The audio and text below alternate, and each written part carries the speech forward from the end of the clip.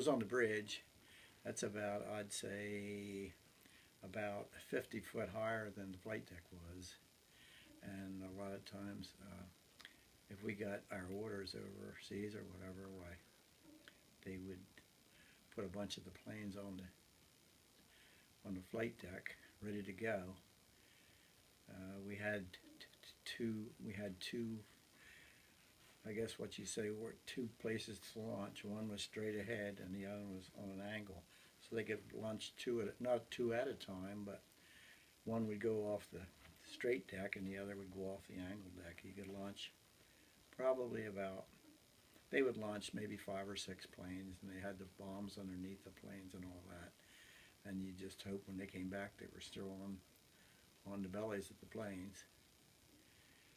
We lost, I'd say maybe, when we went around the world, we lost probably about 4 people. There was an air show one time that they were putting on, because they would get people off of like Africa, some dignitaries off of Africa that would come aboard the ship while it was out there at sea. We had plane go in and pick them up and bring them onto our ship so they could get a look at the Enterprise. And they did an air show one day, and I hate to say that this is one of the things we're recording here, but the guy went up in the air and he went straight up and made a circle, and he was supposed to come down and around and break the sound barrier so we could see that off the side of the ship. Well, he went up, and there's 2 people on a fighter plane. There's the the pilot, and then there's a guy in back of him. He keeps track of where they're at and what they're doing and all that.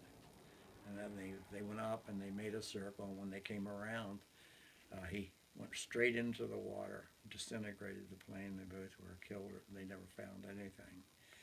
And everybody said, why did he do that, or what happened? And one of the people that were in the service said that he must have turned his head when he made the loop, and the centrifugal force was so high that he couldn't turn his head back to see what he was doing. So he went straight into the ocean. All they found were two of the tanks were hooked to his wings, the fuel tanks. That's all they found. Wow. Talk about seeing them break the sound barrier. Okay. Well, they brought some dignitaries on board, and they said they were going to have a plane come up alongside of us, and he was going to break the sound barrier alongside the ship, but he would be out like a mile or 2. But you could see him plain as can be. Mm-hmm. And it was neat to see. I wanted to see it.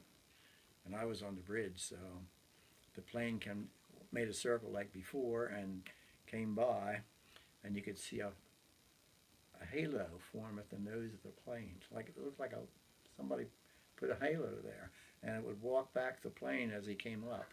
And as soon as it got to the tail, it would break the sound barrier then, and then the halo would disappear. What would you hear? Would it just shake everything, or was it? Yeah, the ship would just shudder, because I mean they were a mile or so off of us, and it really, I mean it was a boom. Yeah. You swore they dropped a bomb, but all he did was break the sound barrier. I don't know what speed they are when they do that, but they know exactly, because when we first got in the Navy, my buddy and I, we were at Great Lakes. That's where we took our boot camp. And then they put us on a plane down in Virginia, and off we went. We didn't know where we were going. And then when we landed, we found out we were at Guantanamo Bay, Cuba. We landed at Guantanamo Bay. And I said there was Marines and stuff all over the place down there at that time, because that's when we were occupying part of Cuba. And we got off that plane, and about 15 minutes later, they told us to get on another plane. It was a jet. The first one was a prop plane. So we took off again, wondering where we were going to go.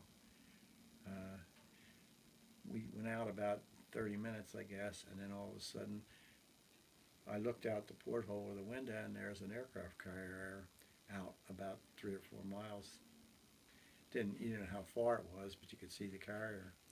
And we circled around, and we landed on the Enterprise, which was a kind of a neat thing to do, to actually land on it while it was out there, self-propelled. There, I think there was 2 arresting gears.